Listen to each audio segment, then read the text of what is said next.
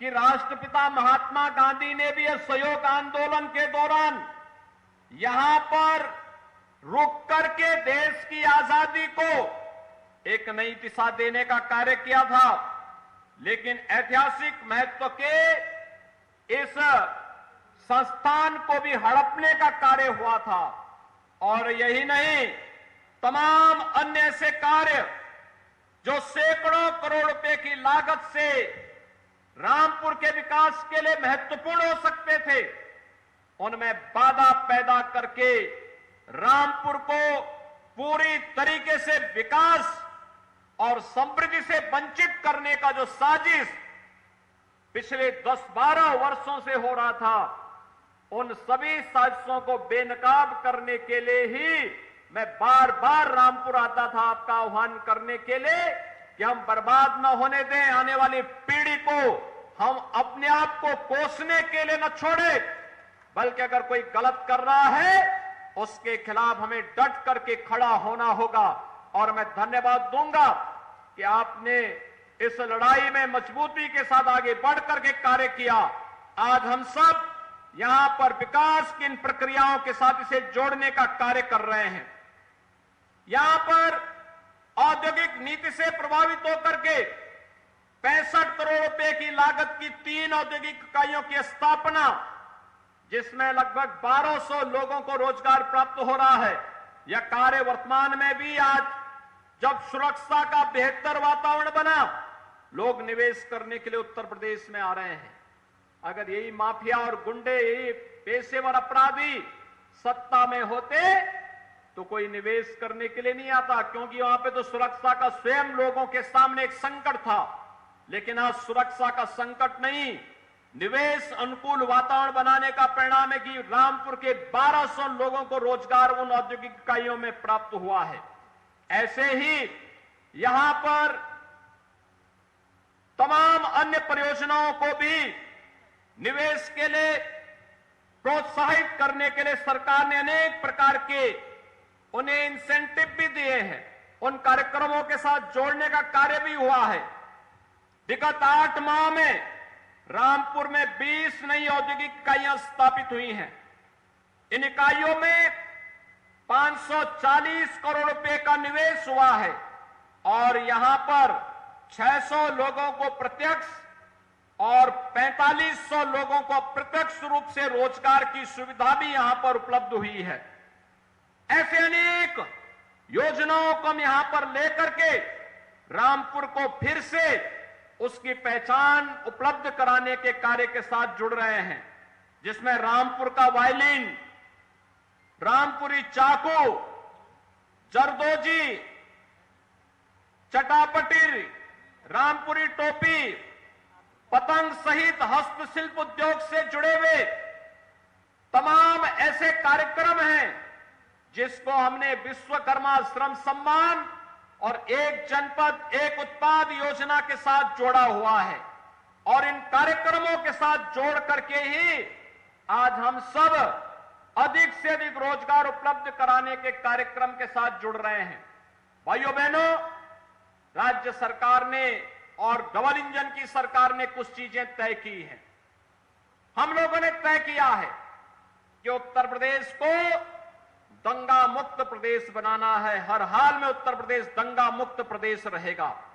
उत्तर प्रदेश में अपराध और अपराधियों के लिए, भ्रष्टाचार और भ्रष्टाचारियों के लिए कोई जगह नहीं होगी। इसमें हम पूरी सख्ती के साथ इन तत्वों को कानून के दायरे में ला करके सजा दिलाने का कार्य करेंगे और इस दिशा में सरकार की कार्रवाई आगे बढ़ रही है। निवेश अनुकूल वातावरण बना करके अधिक से अधिक मात्रा में निवेश प्रोत्साहित करते हुए सरकारी नौकरी, रोजगार और स्वतः रोजगार को एक साथ बढ़ाते हुए अगले 5 वर्ष के अंदर जिन परिवारों ने अब तक कोई सरकारी नौकरी, रोजगार या स्वतः रोजगार प्राप्त नहीं किया है, हमारा प्रयास है कि अगले 5 वर्ष के अंदर उस परिवार के किसी एक व्यक्ति को रोजगार के साथ या स्वतः रोजगार के साथ जोड़ने का कार्य हम इसके साथ बृहद पैमाने पे करने जा रहे हैं। और उन्हीं कार्यक्रमों को लेकर के आज सरकार आगे बढ़ी है। इसमें खासतौर पर जो मांग मेरे सामने यहां के माननीय जनप्रतिनिधियों ने, बलदेव सिंह ओलख जी ने, घनश्याम सिंह लोधी जी ने, राजबाला जी ने, कुंवर महाराज सिंह जी ने, इन सभी लोगों ने जो मांग मेरे सामने रखी, उसमें खासतौर पर एक यहां पर बिलासपुर में इंडस्ट्रियल एस्टेट की स्थापना के कार्यक्रम को, इस कार्यक्रम को सरकार प्राथमिकता के आधार पर आगे बढ़ाने का कार्य करेगी। व्यापक पैमाने पे यहां पर रोजगार की संभावनाओं को आगे बढ़ाने का कार्य होगा। इसके साथ ही मिलकपुर, रामपुर, चमरौर, स्वर्ण विधानसभा क्षेत्र से जुड़े हुए शाहबाद, रामपुर, बाजपुर मार्ग, इसके चौड़ीकरण के कार्य को भी सरकार प्राथमिकता के आधार पर लेकर के आगे बढ़ रही है और बहुत शीघ्र इस कार्य को हम आगे बढ़ाएंगे। इसके साथ ही मिलकपुर के जो रामपुर की तहसील शाहबाद के अंतर्गत मदारपुर में जैतोली शाहबाद मार्ग पर सेतु निर्माण और उसके जो अन्य कार्य हैं, इन कार्यक्रमों को भी हम प्राथमिकता के आधार पर लेने जा रहे हैं।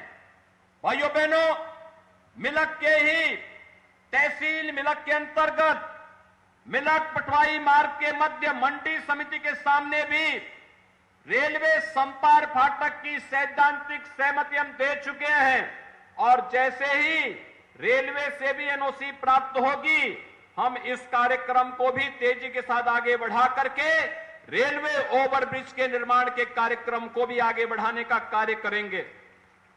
रामपुर सदर में, रामपुर में भैया नगला के निकट कोसी नदी में भी सेतु निर्माण का प्रस्ताव यह भी मुझे इन माननीय जनप्रतिनिधियों ने उपलब्ध करवाया और साथ ही साथ औद्योगिक विकास के साथ ही रुद्रविलास चीनी मिल बिलासपुर के आधुनिकीकरण के कार्यक्रम को भी सरकार प्राथमिकता के आधार पर डीपीआर का आदेश कर चुकी है और बहुत शीघ्र इस कार्यक्रम को भी हम प्राथमिकता के आधार पर लेंगे।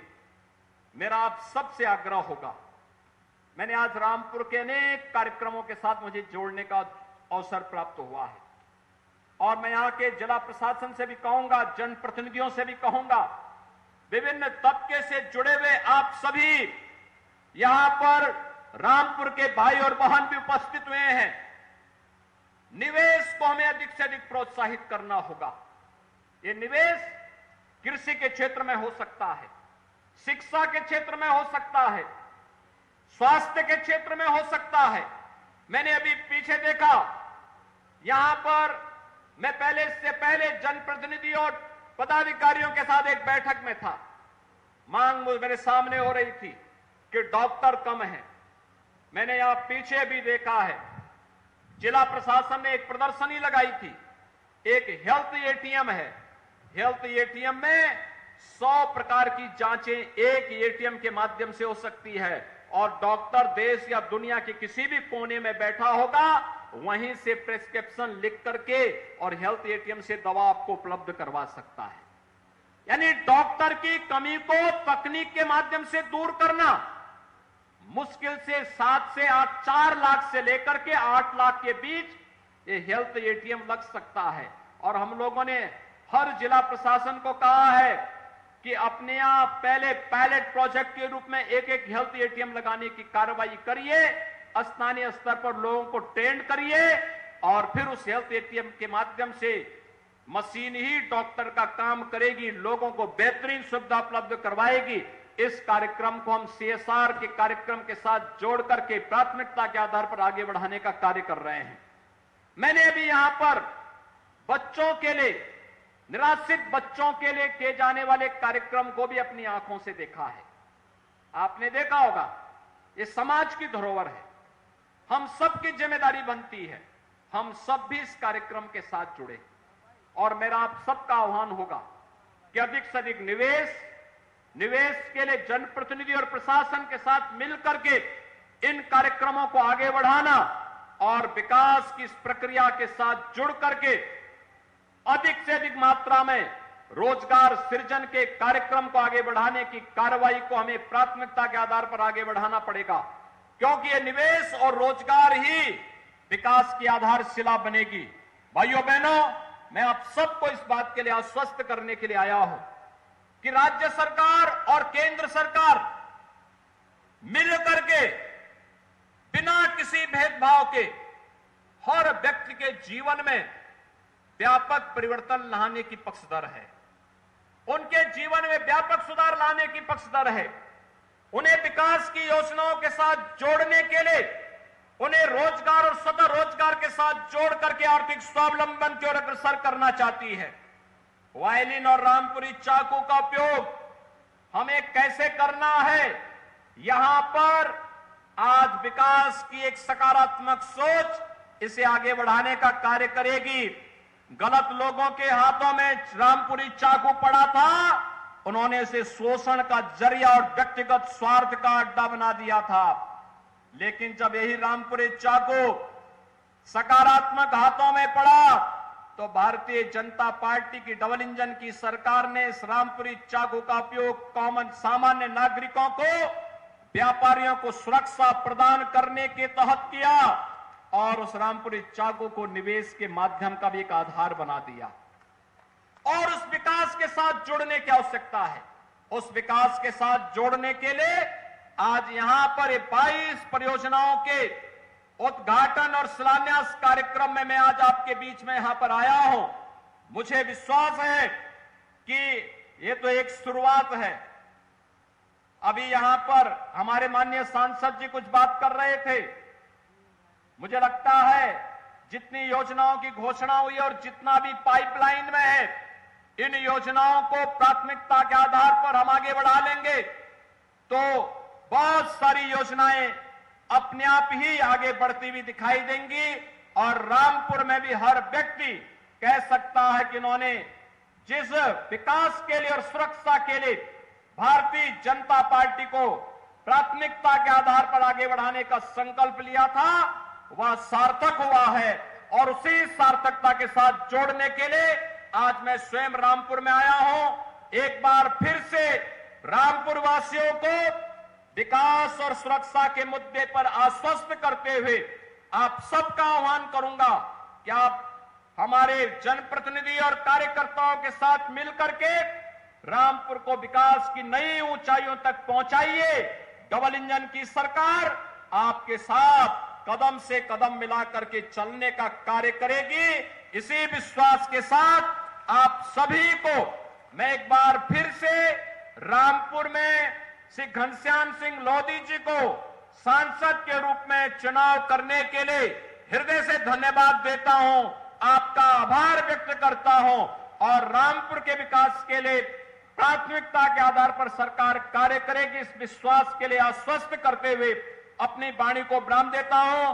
धन्यवाद। जय हिंद।